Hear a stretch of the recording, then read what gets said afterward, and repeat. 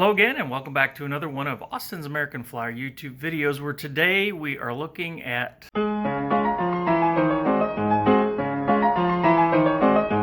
these switches. Are in the worst condition of any switches I have ever seen.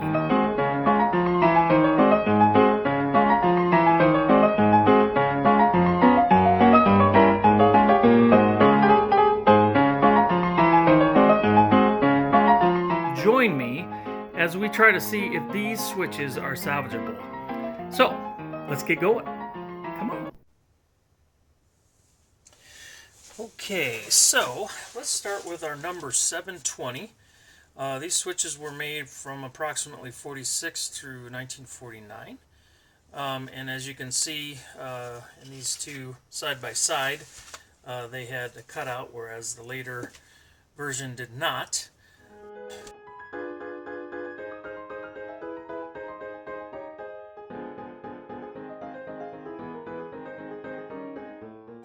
There are those of you that are out in the world of Flyer that are not bothered by seeing maybe an old 630 caboose that is broken, chipped, and really not worth anything. There's not really much salvageable on it, just throwing it in the trash.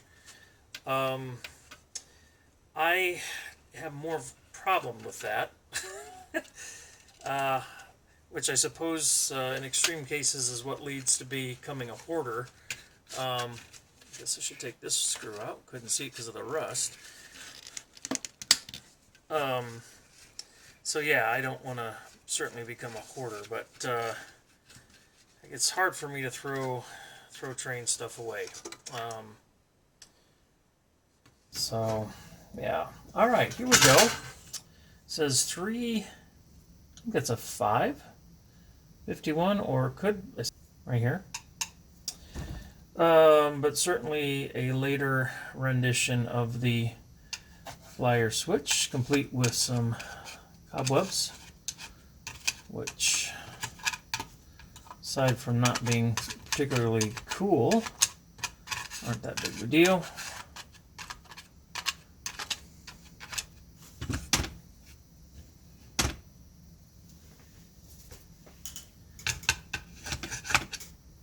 Right now I'm hearing my mother say, "Now wash your hands." Yes, Mom.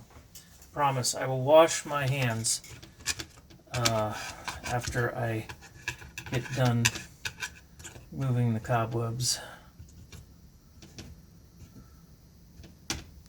So, aside from the cobwebs, what I am happy to see is really no rust to speak of. There's a little bit of rust here, but wow, I mean, compared to what it could be like, I'd say very fortunate.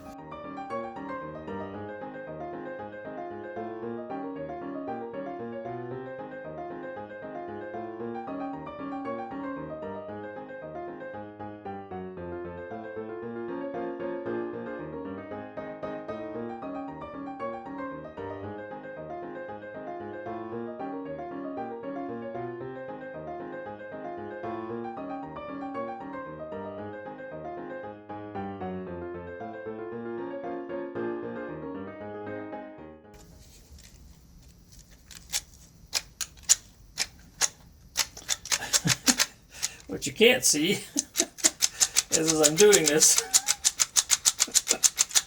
tons of rust is gathering on my tabletop here.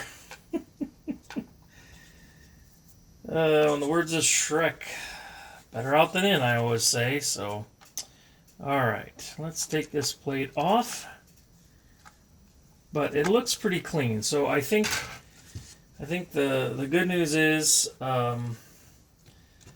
that this switch is going to be serviceable with some new rail.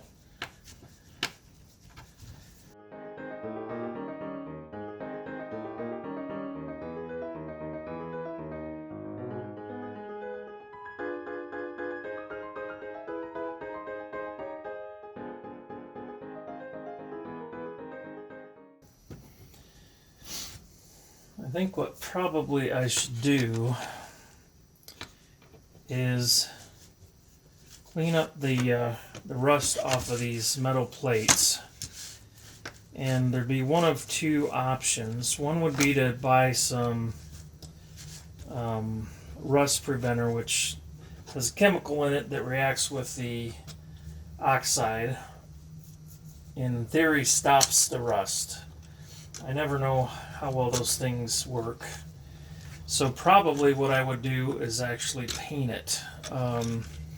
Use some sort of undercoat first, and then top coat, again with the sole purpose of stopping the rust and creating a barrier where oxygen can't get to surfaces that have already started to rust. But maybe again, some of you have some thoughts out there, so feel free to let me know what they are. And okay, so I mentioned the difference between the 720 and I believe these are 722s. Don't quote me on that. But these are the later version, and as you can see, this little window here is what slides back and forth, which now that I've got things partially discombobulated here, yeah, and it's not moving very freely. But as you can see, there's little windows in there, and those windows are what changed the color of the ball. Which, again, last week when I was a kid, that's what I grew up with. Was this kind of a setup? So kind of cool. All right, so what am I doing now? Well, that is a great question. It's just kind of taking things apart just to see if there's stuff I can clean.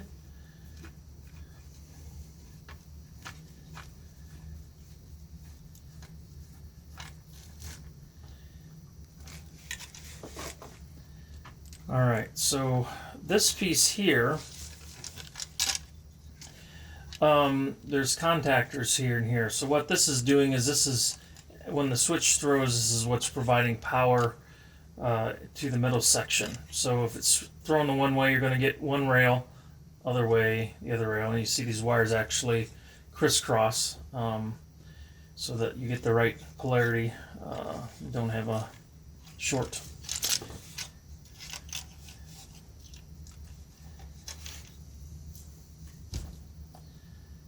What did this just come from? Okay. So inside here, it's a little hard to see, is a solenoid, and it looks pretty good shape. So that, yeah, looks in good shape. It doesn't look burned. Still got the paper on it, so that is great. Okay. So I think what I'm going to do is stop at this point, because, man, I have got one heck of a mess already, and I'm curious to know what the rest of you think out there in flyer land in terms of salvaging the rail on the older 720, and if you guys have any suggestions on rehabbing these switches. So question number one, are these plates? Would you recommend, like I suggested, going over the rust, cleaning the rust off as best as possible, and then actually spray painting it to seal it? Or would you have another suggestion? I know I used vinegar water to remove rust off of the rails, so that would be potentially another option. But I'd like to hear from any of you out there what you have done, what you suggest. And in the meantime, I'm going to do a little more research on what Tom Barker has to say about switches. And I'm going to go wash my hands because they're really dirty. And so, until next time, please get back to me. This is a project I don't want to tarry on too long. So let me know. Thanks. Howdy y'all, I wanted to add just a little bit of a request to the end of the switch video.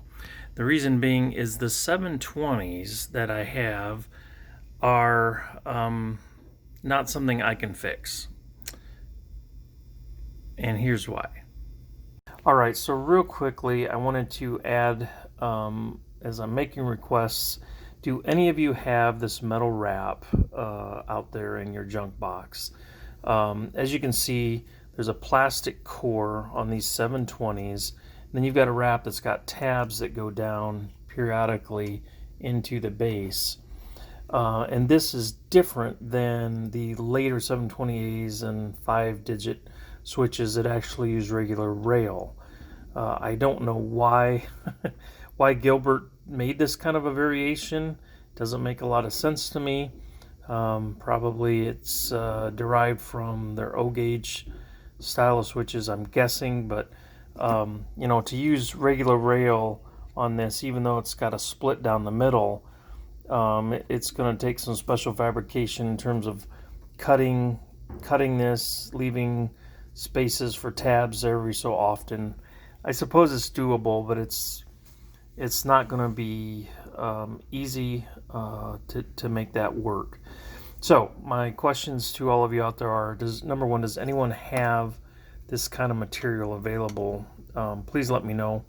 And number two is, does anyone have some suggestions? Be interested in your thoughts. Thanks so much.